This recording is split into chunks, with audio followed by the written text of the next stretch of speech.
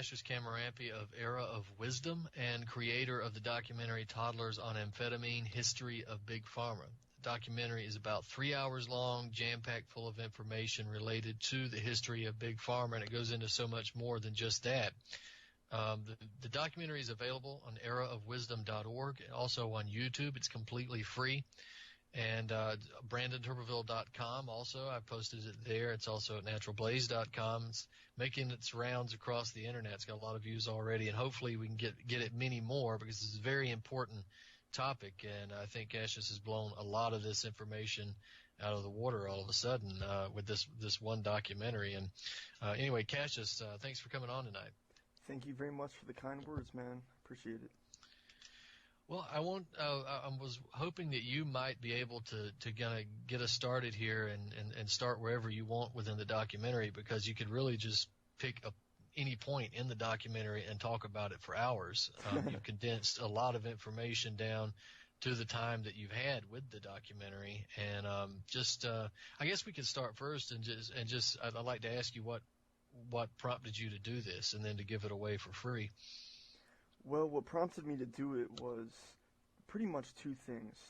The first thing was the fact that family members and people I know have been damaged by SSRI antidepressants, Ritalin, amphetamine, Adderall, and things like that. So I was thinking about it, and in June I thought, what can I do to basically strike back against these corporations who have done things to damage my family? And I thought, making a documentary would be the most effective thing I can do. I was inspired by James Corbett's documentary, How Big Oil Conquered the World, and I decided this would be the most effective way to do it. And another thing was, as you know, you and I both experienced earlier this year, the spraying, the geoengineering, the chemtrail spraying, that got so bad in Northern California, where I'm at, in Sacramento, that it forced me to think about poison every day. From January 2016 until April, when I literally left Sacramento because of that. And I've been to the South this year, the Pacific Northwest, all over Cali, the Midwest, and the East Coast, and there is no place anywhere near as bad as Sacramento. And here, you can smell it in the air. It makes you sick. It's like nothing. It's a nightmare. It's like nothing I've ever experienced. So that was the second main thing that made me want to strike back against poison. And I intend to do more work, infinitely more work, on Big Pharma, the history of poison, and the history of biowarfare. So that's why I included a lot of info about biowarfare in the documentary as well, and I tied it into Big Pharma. So that's what inspired me to make it.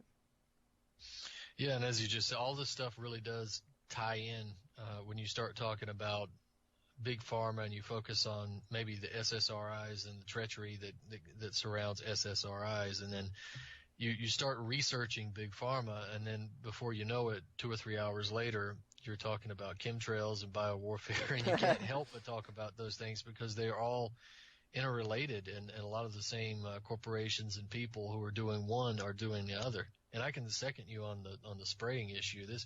There were at least twice in 2016 that we got. I don't think we got anywhere as bad as what you got, but we went from blue skies with the puffy white clouds to just absolute onslaughts of chemtrails and different patterns. We got the seashell pattern, we got the checkerboard pattern, we even had the very rare circular ones where they go out and they make these big curves and then circle back, and the whole sky would just be this milky white, hazy, disgusting cloud of chemicals, and you could tell what it was because of the way it would affect your vision and your breathing, and a lot of people it would affect their moods a certain way.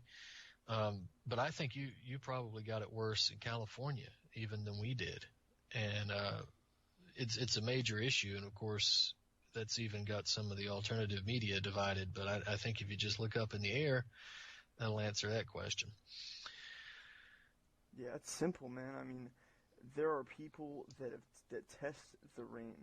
You test the rain, you test the snow. We've got Patrick Roddy at Stop Spraying Us San Francisco doing rain tests, submitting them to a laboratory that's credible, California Laboratory Services. And, it's just about people doing something about what affects them. Like, when we both got sprayed, we were both talking about how the spraying escalated. You and I decided to collaborate on that article, The Geoengineering Escalation of 2016. We took action to do something about what's going on, whatever it is. That's what, if everyone were just trying to do something, this would be so much better. So anyway, the documentary starts by saying, we trust all these chemicals, we trust pesticides, drugs on a daily basis, but who makes these chemicals? Who makes these things we trust on a daily basis? So the intro goes into the names of the people who made what drugs. Eli Lilly made Prozac, Pfizer made Zoloft, SmithKline and French first patented amphetamine as Benzedrine. And then after that we go into mercury amalgam dental fillings and the history of those. So the history of mercury amalgam, I chose to start the documentary with that because it's a microcosm of the whole situation of Big Pharma. It ties into the FDA today and eugenics. It ties into the concept of a regulatory agency like the ADA or the FDA. And it ties into the whole pseudoscientific way of allopathic medicine. Because the story goes, Samuel Krokor was a dentist from Poland, and his family settled in England and France. Then his family moved to the United States and introduced amalgam to the U.S. They set up these elegant dental parlors in New York City. They encouraged people to get mercury amalgam dental fillings. Eventually the fillings fell out and poisoned everyone, but they continued selling them. And then they fled back to France. But the mercury amalgam practice that they introduced to the U.S., it stuck. Even though it was poisoning everyone, they were falling out. They kept using them in the U.S. It didn't stop, even though they left, because they were easier to place and cheaper than gold. So it resulted in something that was so intense, they called it the First Amalgam War. And it divided the dental society, the prominent dental society at the time, the American Society of Dental Surgeons, and then the pro-amalgam faction of the American Society of Dental Surgeons became the ADA. Oh, wow. And see, I didn't even know that. And you said people were getting poisoned by the amalgam fillings. This was back, in the late 1800s? This was 1830. 1830. And people they were actually noticing poisoning, right? They were noticing side effects from the mercury fillings. Oh yeah, they were even more crude than the ones today, which still poison you. So there were the American Society of Dental Surgeons made members sign a pledge that promised they would never use mercury amalgams. They declared that mercury amalgams constituted malpractice. They declared war on them, and because of how much money they were making, this resulted in a division in the American Society of Dental Surgeons, and they were split. They became defunct, and then the pro-amalgam faction of that society made the ADA. So at one point there were two committees or organizations for dentistry then, right? The ADA, and then there was the other non-supportive of amalgams. And from what I'm gathering, the side that was supporting mercury had more money and they won out. Well, basically, it wasn't two at the same time, but it was the American Society of Dental Surgeons was the most prominent one, and then that one was split, and the mercury amalgam people from that one formed the ADA. Oh, okay. Yep.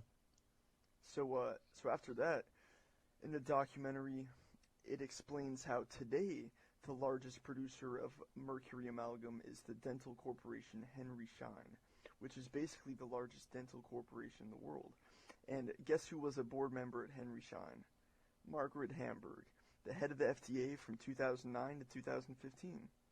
the FDA commissioner who was not only a board member of Mercury Amalgam producing Henry Schein, but her parents were both presidents of the American Eugenics Society.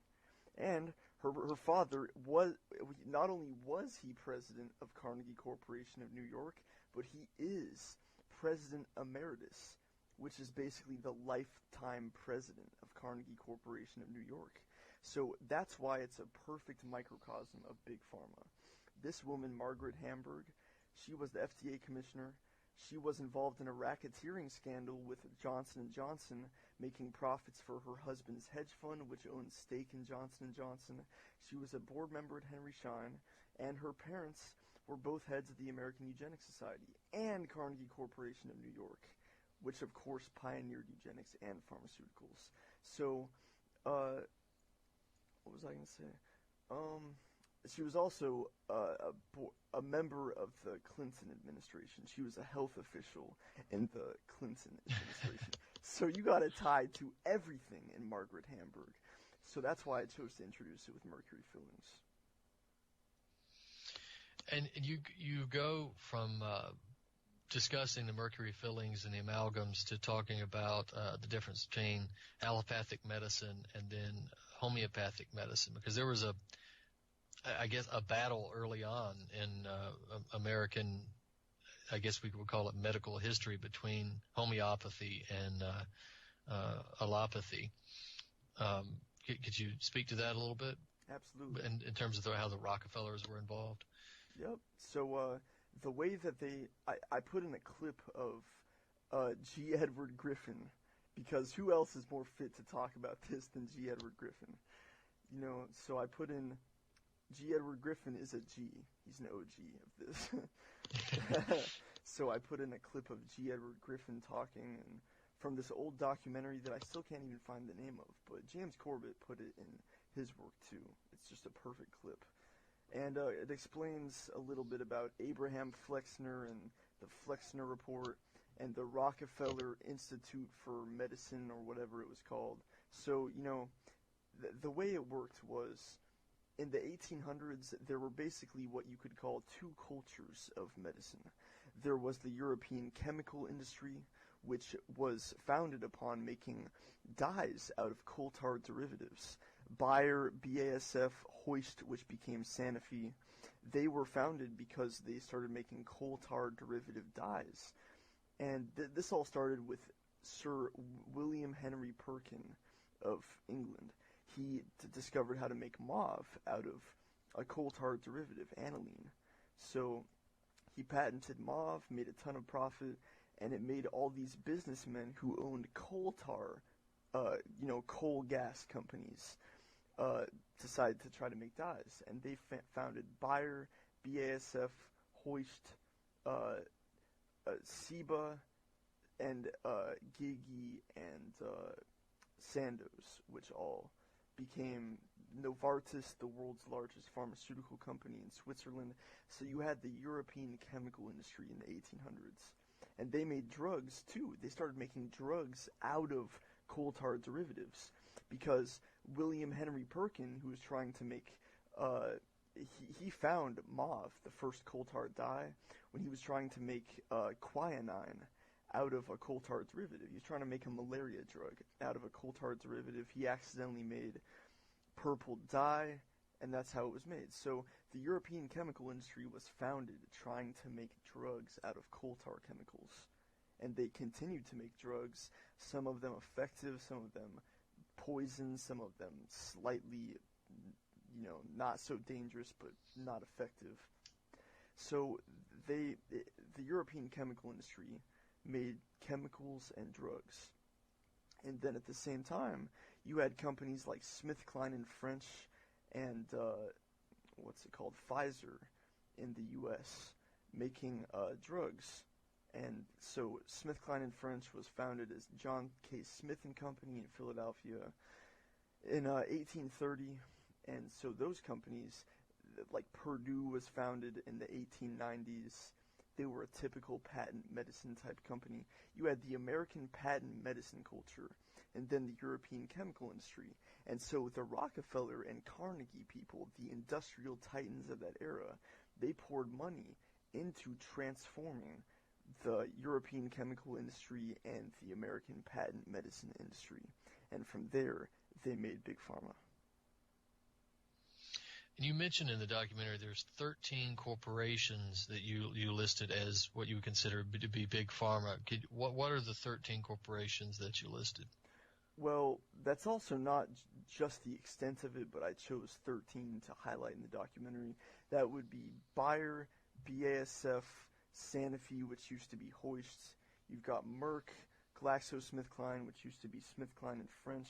You've got Henry Schein, Pfizer. Let's see who else.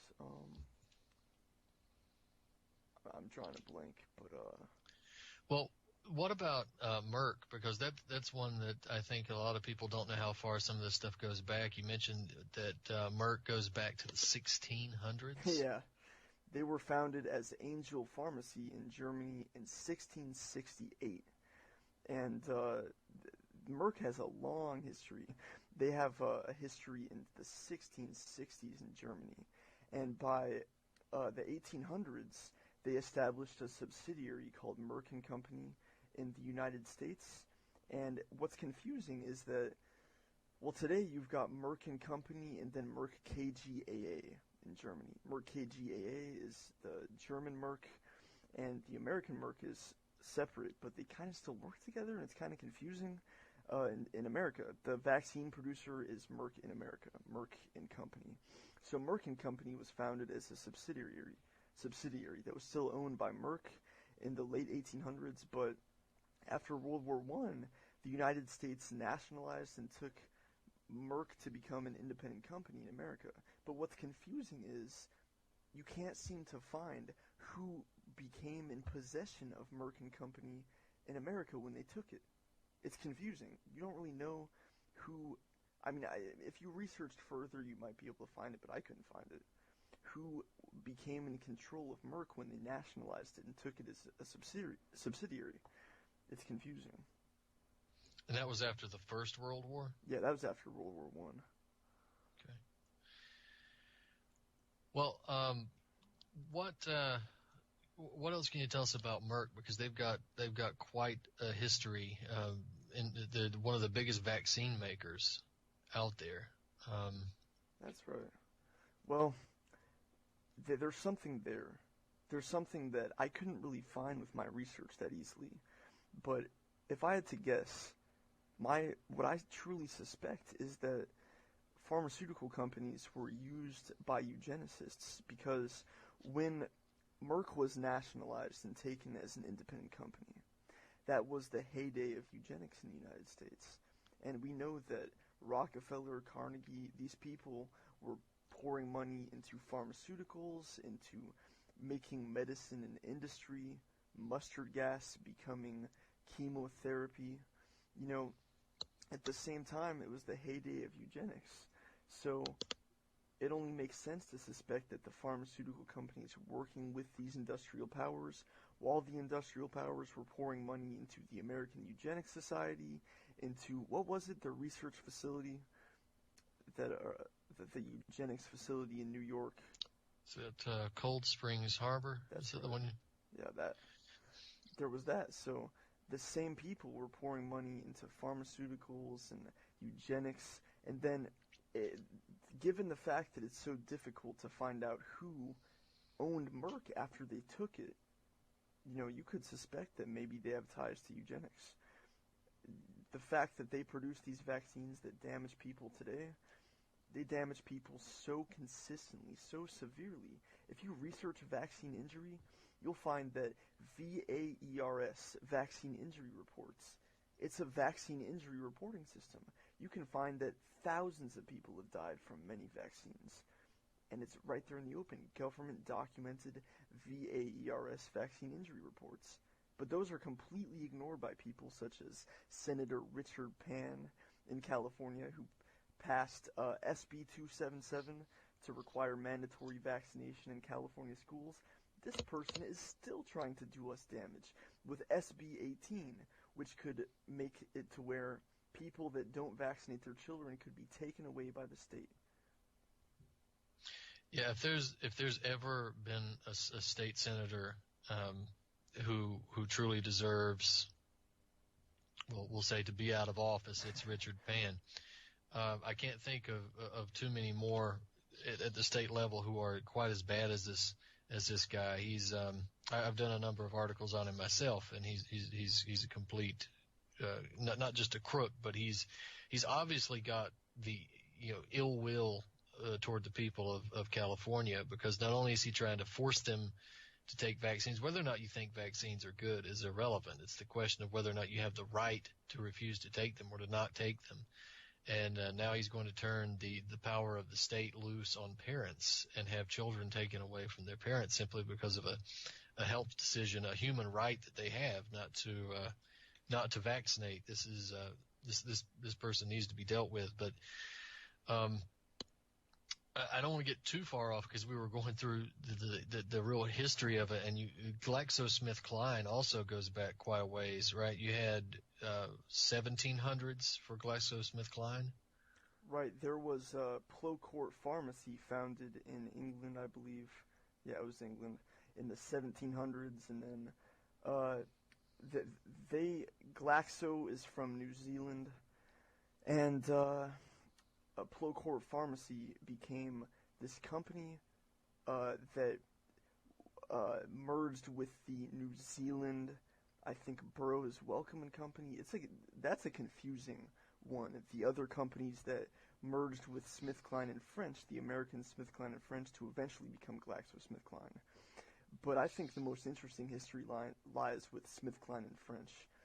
They were founded in 1830 as John K. Smith and Company in Philadelphia, and they eventually made amphetamine for the first time. They patented amphetamine as Benzedrine in the late 1920s. So this drug, amphetamine, was given to U.S. soldiers as they fought Germans who were on methamphetamine sold as Pervitin by the German company Temmler Pharmaceuticals. So while we hear these reports of, the Nazis were tweaking on amphetamines, they were all on meth, well, so were the Americans, period. And they were on meth, amphetamine, same damn thing. Like, people of my generation, to be honest, we've tried all those things. If you talk to people that are my age, 20 years old, they've probably tried all of those things, from meth to amphetamine. That's the way my generation is. We've been exposed to poison of every kind. I'm telling you, it's prevalent. California is flooded with drugs. I know kids that have been exposed to meth and heroin since they were 12. Shit like that. It's prevalent in Cali and all over the place in the U.S. But anyway, so they I lost my train of thought. Well, you mentioned in the documentary Benzedrine inhalers. Yep. Oh, what a hell of a way to take Benzedrine, to inhale it. I don't quite know how that works. They but vaporize it. It's just like smoking crystal meth. The same exact thing. It's vaporized amphetamine. It's like smoking meth. The same thing. Were they portable inhalers, or were they big machines back then, or what did they look like? Did you get a? Yep, portable little inhalers that vaporized amphetamine. It was just like having a meth pipe in your pocket. Exactly like that. Well, it's good that we've got a war on drugs now. That's really stopping toddlers from being prescribed it. So, yeah, and you also mentioned bennies back in the beatnik days, right? Which was essentially Benzedrine and amphetamines as well, yep. Right? That's like pill form amphetamine. They sold Benzedrine as both the inhaler form, where you could buy it in pills. It was prescription only, or it was not prescription only until 1959. And by the way, the concept of a prescription originated with Eli Lilly. They invented a prescription. Yeah. Well, what did they initially prescribe Benzedrine for? What was the justification? It was a cough medicine, just like heroin. And it was Well, it was a cough medicine, and people, they were wise to what it did, so they kind of called it a cough medicine. They pretty much prescribed it, or they didn't prescribe it, they took it for whatever. So in the U.S. military, they were go pills. Yeah, that's what they called them. They called them that in the Vietnam War because this was still going on in Vietnam. They were giving people Benzedrine, an even stronger form of Benzedrine in Vietnam. In Vietnam, you had a catastrophe of drug abuse because you had people being given SmithKline and French's Thorazine.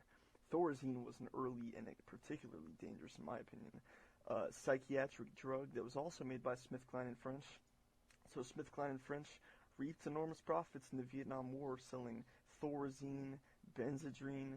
The soldiers were encouraged to abuse all kinds of drugs, straight heroin, straight, anything that would make them suppress the symptoms of PTSD and moral conscience, suppress moral difficulty to use violence.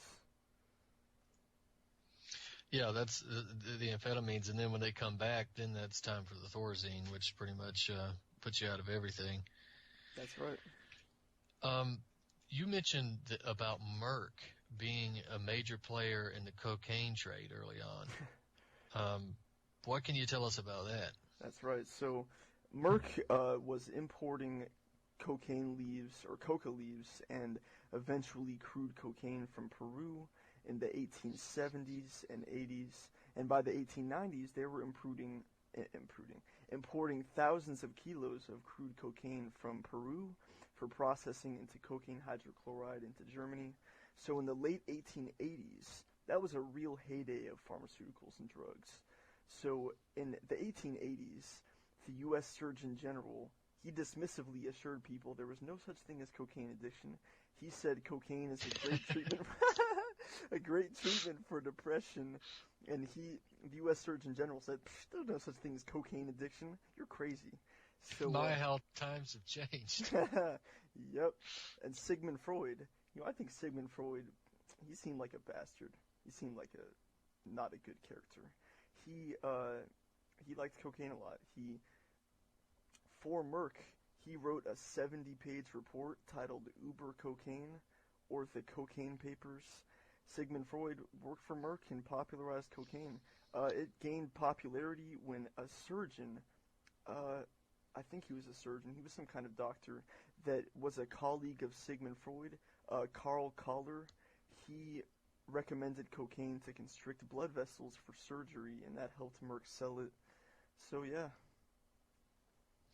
Yeah, I agree, by the way, about Sigmund Freud. I think he was a bastard, and a lot of his psychological, now largely disproven psychological theories were nothing more than actually propaganda designed to damage a culture. I think he was actually related to Edward Bernays, and Freud was much more of a propagandist than he was a psychologist. And there was a battle between the school of Freud versus the school of Jung. And if you go to the psychology department in most universities today, they'll dismiss Jung. But I would encourage people to read Jung because there's a reason why major universities and big pharma companies and stuff don't want Jung and his theories out there. Freud was the con man, and Jung was actually on to something. Yeah, Freud is like a Malthusian type of, he inched towards eugenics. Eugenics wasn't really gaining traction until the end of the 1800s with, you've got Alfred Plowetz helped introduce it to Germany from England. And of course, eugenics originates in the Darwin, Galton, Huxley, Wedgwood family with Francis Galton coining the term eugenics. This was a royal inbreeding family. Well, they're not royal, but you could call them that. They inbreed, they mess with the royal family, they're in with them basically. And that's where Aldous Huxley comes from. And we know that Aldous Huxley wrote Brave New World from the perspective of the elites. He wanted that to happen. Aldous Huxley was a real kind of insane liar. he brought up population control and warned people about the dangers of overpopulation. He was a Malthusian rich person born into a family of eugenics. And if you look at the famous interview he did in, I believe, the 1950s, he was just getting the population control idea into the minds of the public by pretending to warn against threats to their freedom. Yeah, and his brother, Julian Huxley, was actually head of UNESCO, which was the UN, Organization for Education, essentially, and where he helped get a lot of this stuff into the world education system. By that I mean the education systems around the world, and it's still being used to propagandize people today, even more so. So they were both elite. I guess you would call them the working class of the elite, perhaps, because they do a lot of the footwork for the elites, but they're certainly not one of us. You know, they're not, maybe not the very top 1%, but they're definitely in the elite clubs. Yeah. So yeah, that Malthusian philosophy permeated the whole early 20th century, pretty much up until now, but it became disguised after the Holocaust. So that's what I go into next in the documentary. Basically, I explain exactly how each one of these pharmaceutical companies was founded, go into the history of coal tar dyes, making the European chemical industry, patent medicine making that, then the Flexner Report and the industrial titans transforming those two cultures of medicine into an industry, and then we go into eugenics. Because, yeah. Go ahead.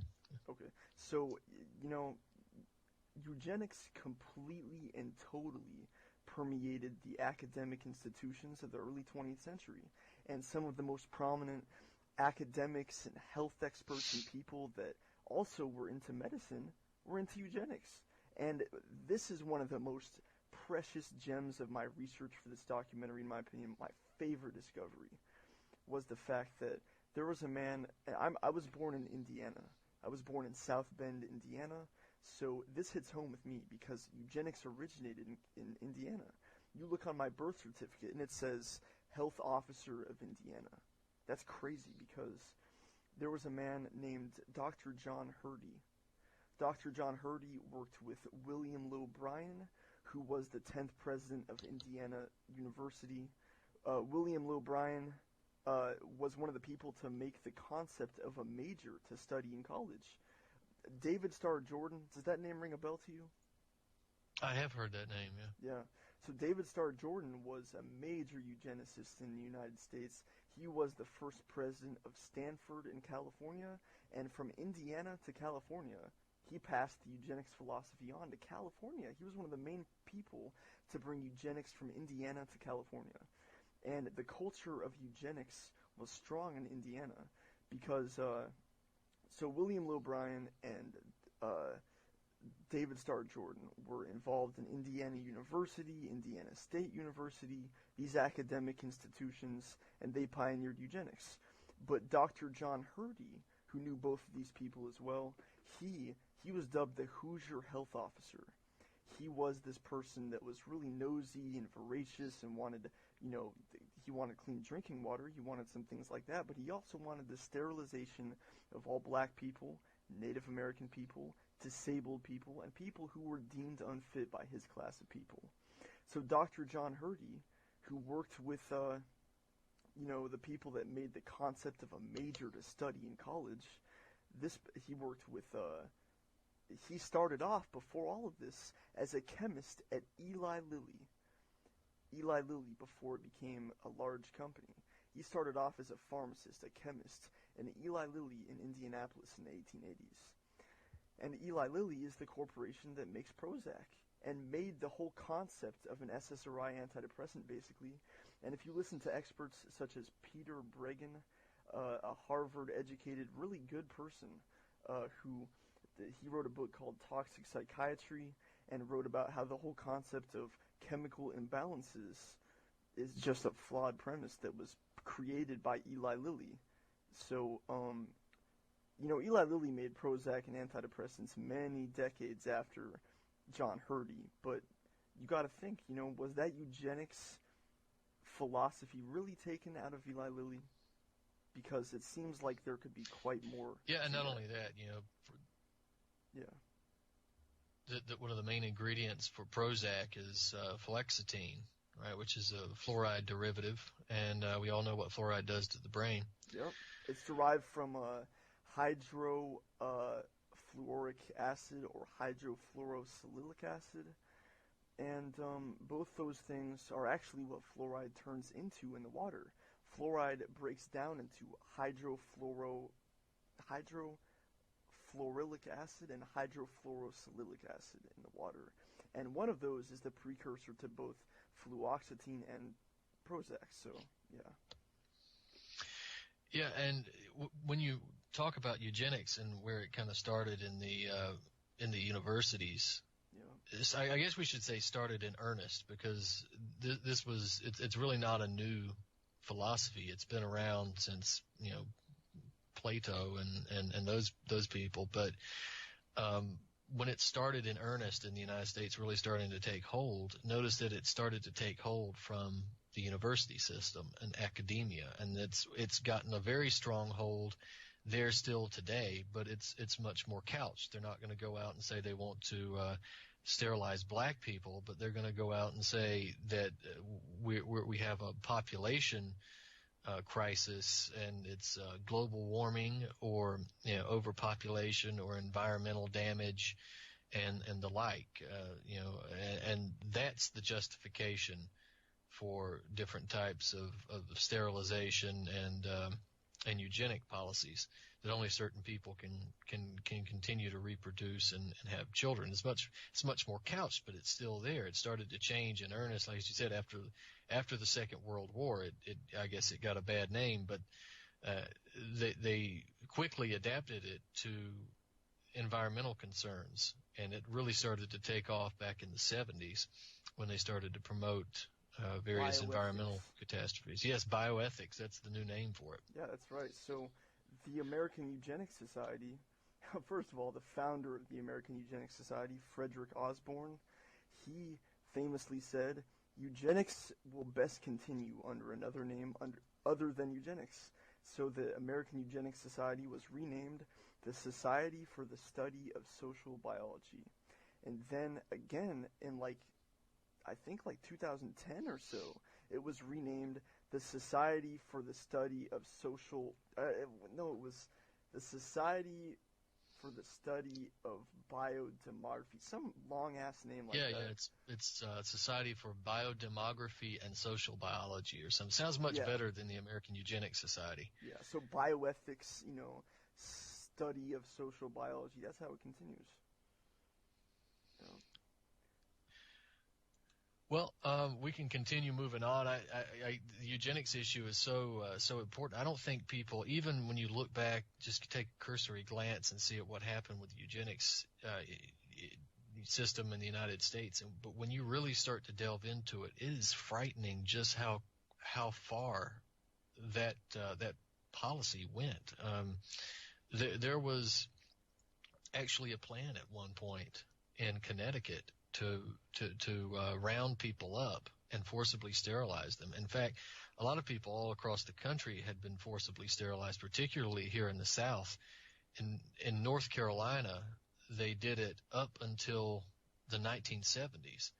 And there are still people, there's a group of women today who sued the North Carolina state government because they had been forcibly sterilized.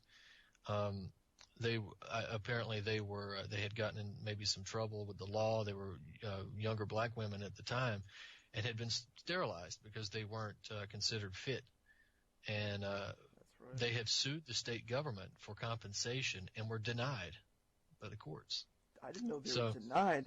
Yeah, that documentary Maafa 21. You know that documentary, right? Yeah. That documentary goes deep into it. That's a masterpiece. It is. It's a great one, and I've done a lot of work on the eugenics issue at one point myself. And when you start really digging down into it, how sinister it is and how prevalent it was all over through American society, it's incredibly frightening. And again, all it did was just change change names. It's now social biology and bioethics and the fear of environmental catastrophe, and really, which is just Malthusianism, right? That we won't have enough to feed everyone. Yeah, Thomas.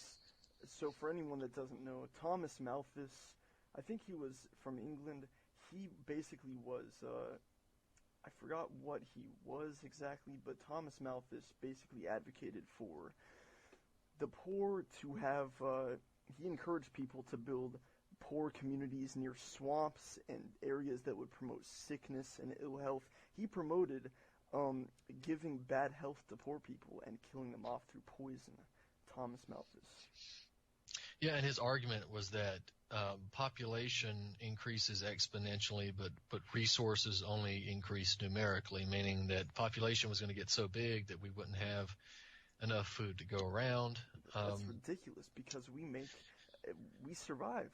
If we're a human being and we don't have enough food, we have something called our mind to be able to figure out how to support ourselves.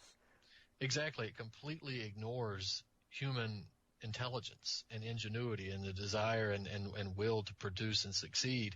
And Malthus has been proven wrong time and time and time again, but he keeps coming back in the form of Bill Gates and in the form of Suzuki, in the form of all these other neo-Malthusians who are out there today who continue to say that population is getting out of control, and the reason Africa is poor is because of population.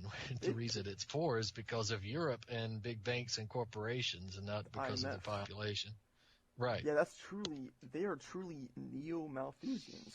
And, something that I hope the documentary illustrates for everyone is the way that power works, the way psychopathy works. It's a documentary about power and psychopathy, and the way of power is that if you get power like that, you do not relinquish it. It gets passed down and down and down. It doesn't go away. So the idea that the eugenics philosophy would just fade into nothing, and yeah, they would really give it up, that is just completely out of context with the way that power and ideology works. It doesn't go away. The people that have this much power, they pass it on to their kids. They pass it on to everyone they know. They are deeply ingrained with it. The fact that Bill Gates' parents were the heads of Planned Parenthood, and the fact that he has this neo-Malthusian philosophy, the fact that Carnegie is still a player in medicine, and that's how power works. The royal family, the way they work, that should be a testament to the way the power does not go away. It doesn't just disappear. It's completely irrational and out of context with history to think that one of those philosophies or power could just disappear.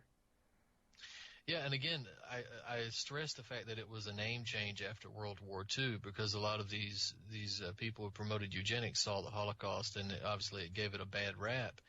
But it didn't change the fact that is what they were arguing for. I mean, if you go back and listen to George Bernard Shaw, who is taught as one of the greatest playwrights ever, you can actually see a clip of George Bernard Shaw talking about how there needed to be a system to determine who was able to be kept alive and let live on the earth. And at a certain point, people should have to come before a board and justify their existence. And if they couldn't justify their existence, they should be put to death through a humane means like some type of gas in a gas chamber. And this is the guy who gave speeches and read poems in front of the Parliament and the U.S. Congress, by the way. He was sent over here to read a poem called The White Man's Burden, which was essentially a passing of the torch from the British Empire to the American Empire. And he argued literally for genocide. And that's what these types of policies always lead to. That is insane. There's no difference if sterilization is ending that family forever. It's basically genocide. It's just a very soft way to get people into it. And, it's so deeply entrenched in academia. Sacramento State College was founded by a man named Charles Goeth, a banker that was from Sacramento. Charles Goeth was the founder of the Eugenics Society of Northern California, and he was in touch with David Starr Jordan after David Starr Jordan introduced it to California from Indiana. He was the first president of Stanford. So Charles Goeth, he founded Sacramento State College. It's the biggest, university in the city. So I know all kinds of people that go to Sacramento State, and they have no idea that it was founded by someone that successfully lobbied for the sterilization of 20,000 in California, mostly poor women. Yeah, and didn't you mention too that Lyndon Johnson was a big fan of him? Yeah, he affectionately wrote to Charles Goeth on Goeth's 90th birthday, fully knowing what he did. So why he was the president at the time too. So why is the president writing letters to someone that is known to be a eugenicist and knowingly advocated for he pushed for it, he lobbied for it, he did everything he could to make it happen, and he did make it happen. 20,000 involuntary sterilizations of mostly poor women. Well, there's a lot of camaraderie between genocidal maniacs and would-be genocidal maniacs. So I guess that is the reason for the letter. I guess he was admiring his handiwork. Basically. That's after Johnson ended the life of many more people in Vietnam. But, Planned Parenthood, Margaret Sanger was a rabid eugenicist. This was a woman who openly stated that she wanted to sterilize black men and see the extermination of the black race. And yet she's hailed as some kind of champion for women. Man, the way Hillary Clinton, she received an award named after her, you know that, but she received an award named after Margaret Sanger. And it was the creepiest thing, remember? She said, "I admire her tenacity, her vision." She put emphasis on her vision. That is the creepiest. I've never heard something creepier than that in my life. So you've got Margaret Sanger. The thing about Margaret Sanger is she ties into Big Pharma too, because she tried to make the birth control pill. But after her death, who continued the work that she produced to make birth control? The corporation Searly, which has been always been tied to Pfizer.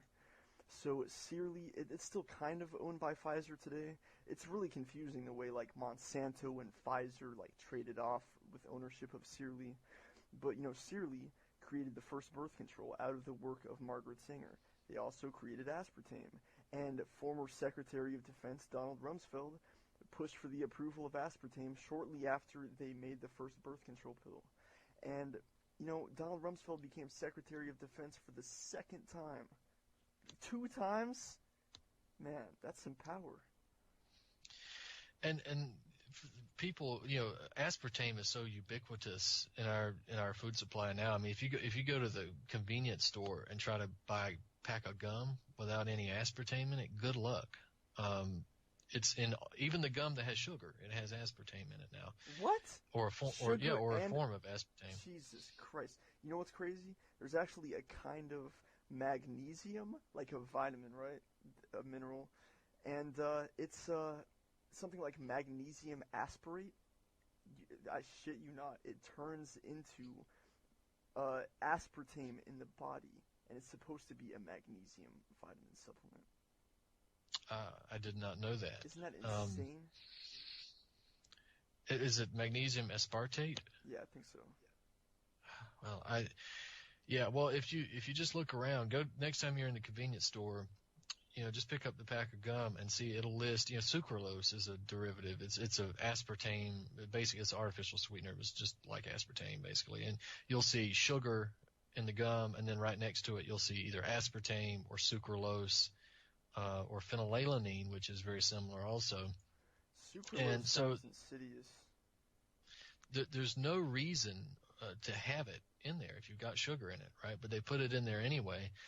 And I remember I actually have a box of NutraSweet, which is, again, artificial sweetener similar to aspartame, that has a warning that it causes cancer in lab rats. And it has it right there on the box, like a cigarette warning. That warning no longer exists, but that was from a box of that stuff from the 80s.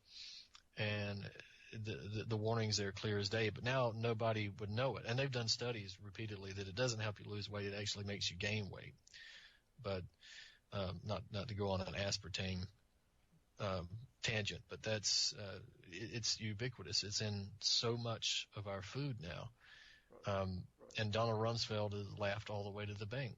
Exactly. And the thing about this is the only reasonable way to determine whether one of these products that we suspect to be part of eugenics, we see a poison like that at the store and we think, someone's trying to kill us off. And we think, okay, how do we prove or investigate whether or not this chemical could literally be tied to people that are into eugenics? And then you investigate it and you find that there are connections. So it's like you've got Margaret Hamburg, who's involved with eugenics, Carnegie, and Big Pharma. Why does she work at Henry Schein, which makes mercury amalgam fillings that just happens to serve a eugenic purpose? Why is Donald Rumsfeld involved with a company that is doing two things that happen to serve a eugenic purpose, birth control and aspartame? Why, these connections go really deep. Did you discuss Jonas Salk in the documentary? Oh, yeah. The inventor of the polio vaccine and his connections to eugenics? What? I didn't know he was connected to eugenics because he admitted that his vaccine was bullshit in 1976. Yeah, so people should ask themselves why a guy who believes in eugenics, which means that only certain people should be here and certain people shouldn't, would create a vaccine that ensured that more people would be here. Wow. Yeah, how was he tied to eugenics? He was actually a member, and I don't remember. There's so many eugenics organizations out there, or there were, but I don't remember the name of it. But he was actually a member of one of those organizations. Wow. That's unbelievable. What I mentioned about the polio vaccine was, well, they renamed paralysis AFP, acute flaccid paralysis. So they claimed, polio has been nearly eradicated, but they just renamed paralysis AFP, acute flaccid paralysis. And the vaccines, they contained the cancer virus SV40. And they also gave people paralysis, so they gave people cancer and paralysis. And the vaccines that they have today, if you look at the way they are being used in India, for instance, in some places in Africa, the cases of polio are actually coming back. Polio was on the downswing before they introduced that vaccine in the United States. It was on the downswing because we had greater living standards. We had better hygiene, better cleaner water, better plumbing, that sort of thing. With living standards, these diseases tend to disappear. But they've introduced vaccines and then claimed that the vaccines were responsible for bringing down the incidence of diseases. And if you look at the charts, the data, and you can see that the diseases were already disappearing before they introduced the vaccines. Yeah, I remember those charts. Those charts are clear as day. And another thing about vaccines, man, at the end of the documentary, when I was going over Big Pharma today, well, I put in the clip of Bill Gates. That man is a psychopath. He's mocking people. He's laughing at people when he says this.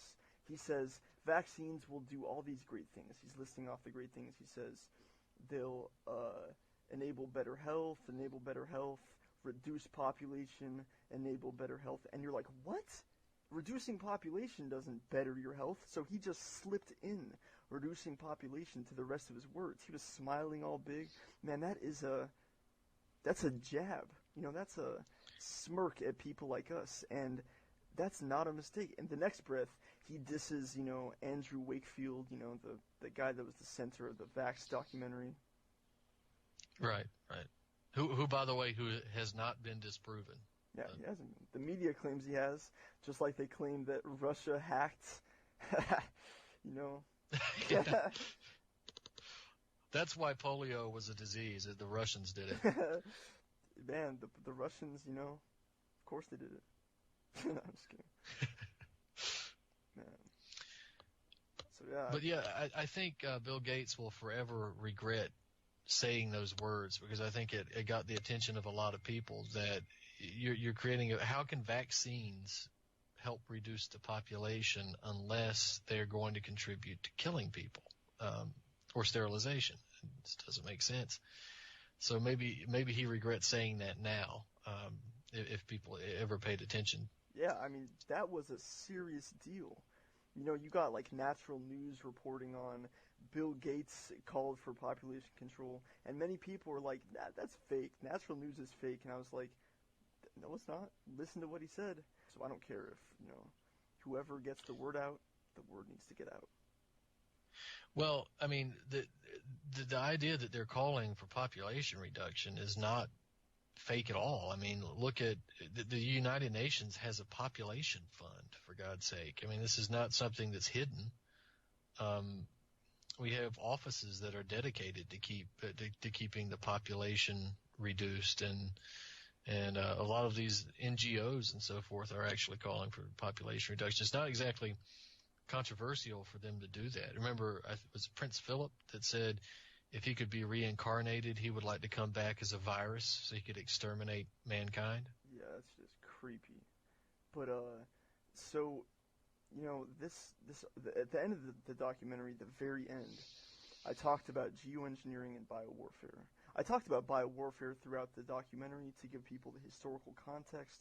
I went into paper-clipped Nazi Kurt Bloom, who experimented on people with bubonic plague and things like that in Auschwitz. He was taken to the U.S. to advise biological warfare experts at Fort Detrick on how to spray people with bacteria in San Francisco. The Tuskegee syphilis experiments, they lasted for 40 years. In the South, they infected African Americans with STDs. It extended all the way to Guatemala. You know, that's the context necessary for people understanding the probability of biowarfare happening to us today. And today, there are new biowarfare facilities being built, like the National Bio and Agro Defense Facility in Kansas, being built right now. And, you know, every day, we're being sprayed. If I walk outside my house right now, you know, you might get a stomach feeling. It gives you diarrhea and stomach sickness, the stuff they're spraying right now. I promise anyone that is what is going on. They're spraying some kind of biological thing here. It goes even further than geoengineering. There's another layer of it. They're geoengineering the weather, and even in that, they're spraying other things that are hidden in the mix. And, you know, Patrick Roddy, the founder of Stop Spraying Us San Francisco, he was doing some research, and he found that there's research papers on PubMed that discuss putting bacteria and viruses into electrospun nanofibers, and then having the bacteria and viruses not die when the whole thing is zapped with electromagnetic energy. Now, what does that sound like? That sounds like HARP. It sounds like spraying electrospun nanofibers with the geoengineering aluminum and all that stuff, and having the bacteria and viruses not die when the electromagnetic energy hit the stuff. So with my first-hand experience, I have become sick from the spraying. You've become sick from the spraying. We've all, many of us have experienced this. It's happening right now. So... Yeah, and for people who might say, well, you guys might become sick, but what about the other people? You know, why is it just you guys? It's not just us. People will tell you all the time that they're suffering from bronchial infections and so forth when these chemtrails are being sprayed. You can see it on people. They might not put two and two together, but they're sick, and they might not know it's because of the spray, but they know they're sick. And you know, this stuff affects mood. You can see moods change when they start spraying. And one of the weird things is that some people have mentioned that whenever you can feel eye pain from looking at these chemtrails because the way the sun refracts, the light of the sun is refracted from the like metallic particles in them, and you'll feel eye pain. But some people have reported to have a strange pain, like in the back of their neck, from these things. And what I realized...